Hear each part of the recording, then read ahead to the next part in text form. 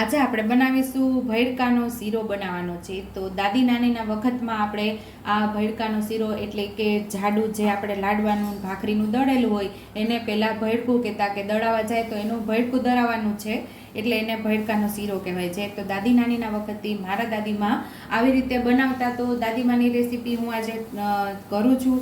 તો એના દાદીમાં કે મારા નાનીમાં બંને આવી જ રીતે શીરો બનાવતા અને જાડા લોટનો શીરો કહેતા. અને એ લોકો તો એમ કહેતા કે ભૈડકાનો શીરો, હું એમ કહું છું કે જાડા લોટનો શીરો. તો અહીંયા આપણે આવું ભૈડકું લઈ લેવાનું છે, જાડું લેવાનું છે. અને એક વાટકી આપણે અહીંયા ભૈડકું લઈ લીધું છે, એક વાટકી દૂધ લીધું છે, દૂધમાં બનાવશું આ શીરો. કાજુ બદામને કતરણ લઈ લીધી છે, એલચી જાયફળનો ભૂકો લઈ લીધો છે અને આ જ વાટકી પોણી વાટકી જેટલી ખાંડ લીધેલી છે. જે પ્રમાણે તમારા ઘરની અંદર ગળપણ ખાતું હોય એ પ્રમાણે ખાંડનો ઉપયોગ કરવાનો. અને અહીંયા આપણે ઘી લીધું છે, ચોખ્ખું ગાયનું ઘી લીધેલું છે અને જે પ્રમાણે જરૂર પડશે એ પ્રમાણે ઘીનો ઉપયોગ કરશું. માત્ર આ પોણી વાટકી જેટલું ઘીની જરૂર પડશે એટલે આપણે ઘી પણ એટલો ઉપયોગમાં લેશું.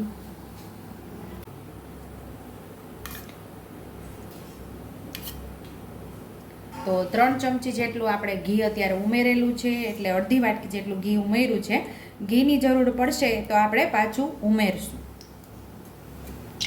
અહીં આપણું ઘી સરસ ગરમ થઈ ગયું છે તો આપણે લોટને ઉમેરી દઈશું. લોટને સરસ શેકી લેવાનું છે આપણે.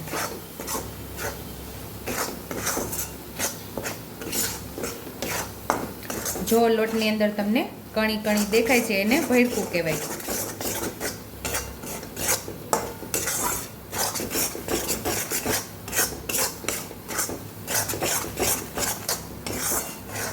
લોટને સરસ આપણે શેકી લેવાનો છે. ગોલ્ડન બ્રાઉન થાય ત્યાં સુધી લોટને આપણે શેકી લેવાનો છે. અચાનક આપણા ઘરે મહેમાન આવી ગયા હોય ને કંઈ પણ તૈયારી ન હોય ને આપણા ઘરની અંદર લાડવાનો જાડો લોટ દળેલો હોય તો એનામાંથી આપણે આ ભૈડકાનો શીરો તૈયાર કરી શકીએ છીએ. તો જે રીતે હું આજે બનાવું છું એ રીતે તમે પણ બનાવશો તો મહેમાન પણ ખુશ થઈ જાય એવો મસ્ત ટેસ્ટી શીરો બને છે. આ પાણીમાં તમે ઘણીવાર ગોળવાળો શીરો બનાવેલો હશે, પણ આજે દૂધમાં ખાંડવાળો આપણે શીરો તૈયાર કરવાના છીએ. તો લોટને સરસ આપણે શેકવાનો છે.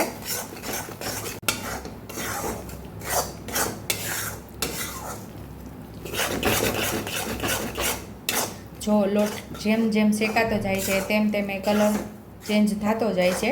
હજી આપણે થોડી વાર શેકવાનો છે લોટને.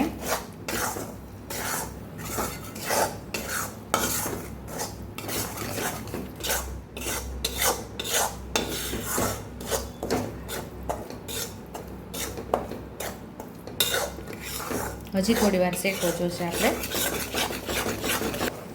તો અહીંયા આપણો મસ્ત એવો લોટ શેકાઈ ગયો છે. ગોલ્ડન બ્રાઉન કલર આપણા લોટ શેકાઈ ગયો છે.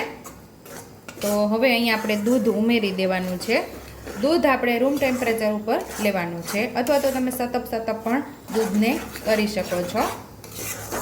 અહીંયા આપણો લોટ સરસ એવો શેકાઈ ગયો છે તો દૂધને આપણે ઉમેરી દેવાનું છે. જેટલો લોટ લીધો હોય ને એટલું જ આપણે દૂધ લેવાનું છે.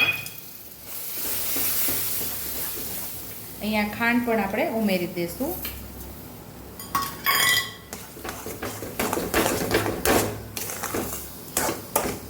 હજી ખાંડનું પણ પાણી થશે. હજી ખાંડ આપણી ઓગળશે.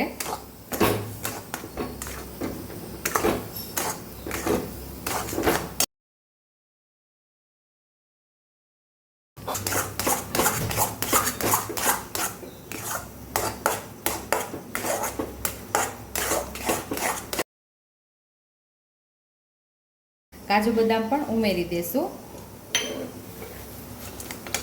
અને એલચી જાયફળ પણ સાથે ઉમેરી દેશું અને સરસ આપણે મિક્સ કરશું. બિલકુલ આ શીરો આપણો ચીકણો ને થાય, મસ્ત એવો આપણો આ શીરો થાય છે.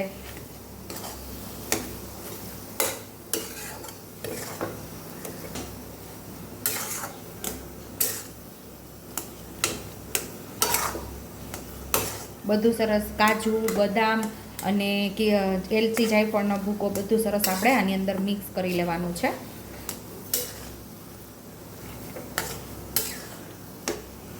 તો વધારે પ્રમાણમાં તમારે ઘી ઉમેરવું હોય તો 1 વાટકી ઘી લેવાનું છે. મેં અહીંયા પોણી વાટકી ઘીમાં આ શીરો તૈયાર કરેલો છે.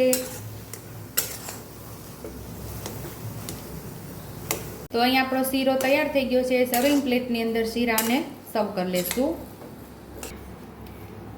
સુપર ટેસ્ટી એવો દાદી નાનીના વખતનો આપણો શીરો તૈયાર થઈ ગયો છે. કોઈ પણ મહેમાન ઓચિંતાના આવી જાય તો આવી રીતે તમે શીરો બનાવી અને જમાડી શકો છો. તો ટેસ્ટી એવો શીરો આપણો તૈયાર થઈ ગયો છે. ઉપરથી આપણે કાજુ બદામની કતરણથી ગાર્નિશ કરી દઈશું. આપણે અલગથી અંદર ઉમેરેલા છે. મારે બહુ મસ્ત એવો ફોટો લેવો હોય એટલા માટે ઉપરથી ગાર્નિશ કરું છું. બાકી તમે અંદર બધું કાજુ બદામ ઉમેરી અને મિક્સ કરી શકો છો. જો તમને મારી રેસીપી પસંદ આવી હોય તો મારી રેસીપીને લાઈક કરજો, શેર કરજો, સબસ્ક્રાઈબ કરજો, હાઈપ કરજો, બેલ આઇકોનને દબાવતા ભૂલતા નહીં અને કમેન્ટ બોક્સમાં કમેન્ટ કરજો કે મારી રેસીપી કેવી લાગી. તો આવજો.